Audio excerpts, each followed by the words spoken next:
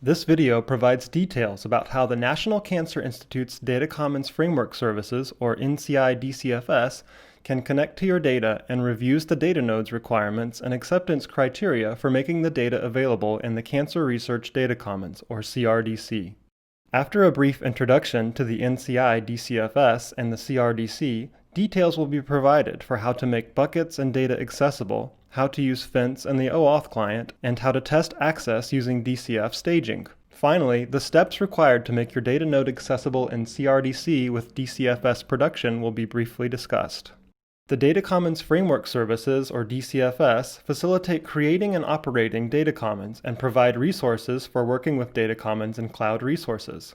DCFS includes software services for authentication, authorization, digital IDs, accessing data from public clouds, and working with structured data. The DCFS allow the NCI cloud resources to access data from data resources in the CRDC. There are currently 3 cloud resources: Broad's Fire Cloud by Terra, the Institute for System Biology's Cancer Genomics Cloud, and the Seven Bridges Cancer Genomics Cloud. These cloud resources are available to access the data from various data sources, including the Genomic Data Commons, or GDC, the Proteomic Data Commons, the Integrated Canine Data Commons, the Cancer Data Service, and more.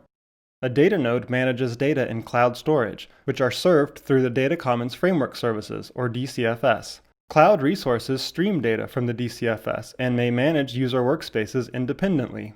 A data node manages its data objects within the data buckets. When a data set or data objects are ready to be released to authorized end users, the data node should register these data objects into the DCF system using the IndexD service with proper access control identifiers. Technical documentation about the IndexD API is available by the link displayed here, which is also in the video description. This documentation explains what properties are required in order to register data files, namely the file sizes and checksums for each file. When registering files, the IndexD API generates and returns the newly minted Globally Unique Identifiers, or GUIDs, for the files. Data nodes should save these to be able to retrieve the records for a given file. After upcoming implementation from DCF, the data nodes will be able to manage their own objects through the centralized Fence service.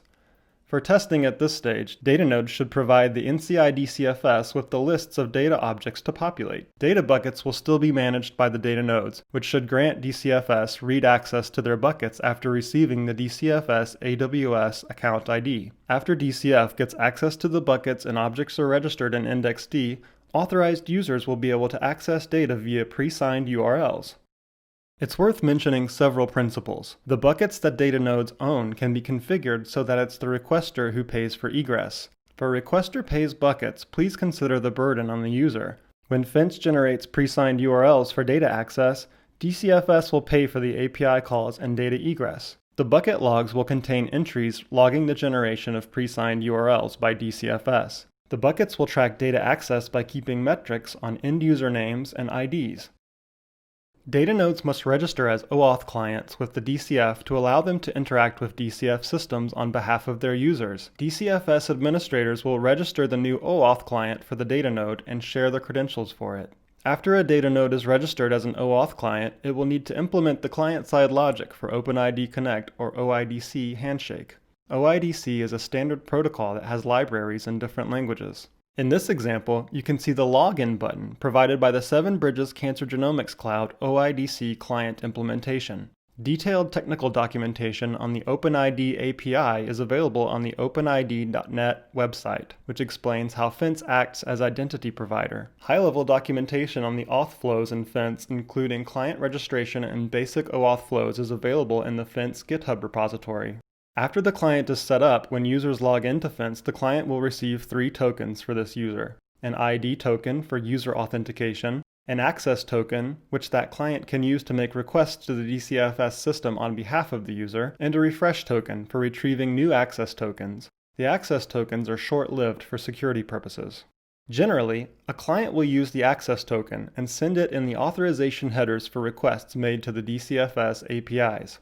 For more details on the tokens and their uses, see the Fence README, which includes some examples for each. OAuth is a widely used and well-documented protocol, so additional information is widely available on the web.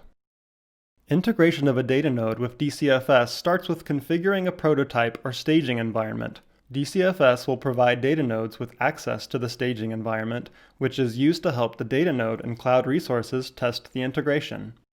Concurrently, the cloud resources should begin preparing the clinical data and other metadata describing their data files, which will help future users and data analysts find files of interest. The data node must take the following steps to configure the staging environment. Prepare a user manifest which describes data access privileges for each user. Prepare a list of data objects to be populated in fence and index D. Provide read access to the DCFS. And test the OIDC flow and generation of signed URLs. All data objects will need an MD5 checksum, a file size, a storage location URL, and an ACL, which can be associated with the user ACLs. Open access data can be labeled open in the ACL field. For controlled data, it is necessary to provide DCFS with a redirect URL for fence to redirect browsers back to the client side. DCFS will support testing in the staging environment by taking the following steps. Creation of an OIDC client in the staging environment for each data node, providing a client ID and client secret to data nodes for connecting with the staging environment, sending information on API endpoints for testing pre-signed URL generation, and integration of Index D with the Role-Based Access Control or RBAC service for using JSON Web Tokens or JWTs to send update requests.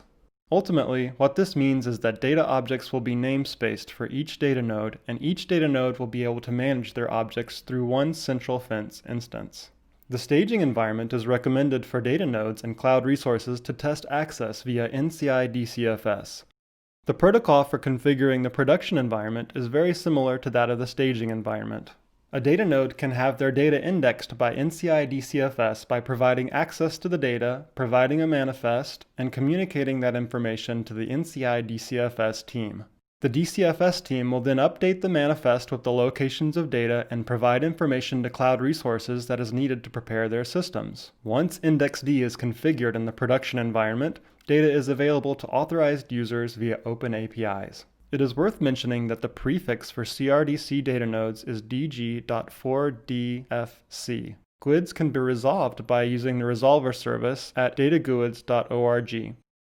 For a detailed description of our standard operating procedures, please visit the documentation section of dcf.gen3.org on the web. Here you can find all relevant information and procedures to help you make your data node CRDC accessible. Thank you for listening to this Tech Talk, featuring a brief introduction to making data nodes CRDC accessible. Be sure to check out our other videos, where you'll find details about our other services that power Data Commons.